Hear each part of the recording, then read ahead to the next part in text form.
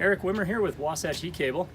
And when we come out and do an electrical or heat cable evaluation with your home, we're going to be looking for specific items around your house. And today I'm going to show you a few things what you can do to identify these items and streamline the process of the evaluation.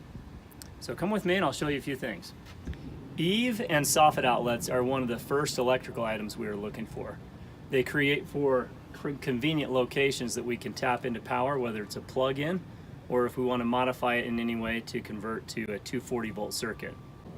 Eave outlets often have a switch that turns the power on and off. We need you to find out where these switches might be. They're often found on the back swing of the entry door or in a coat closet, basement, utility room, or even in the garage. But take some time and see if you can find out where these switches might be that control your Eave outlets if you have them. We may need to get up in the attic, so be prepared to show us where the access is so we can check that out, see where it is in location to your system. We need access to your electrical panel or panels. Sometimes you have more than one and they might be in different locations.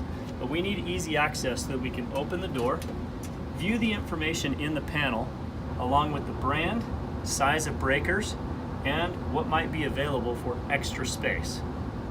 Other good electrical options might be an air conditioning unit or a service meter or even a pre-wired hot tub circuit.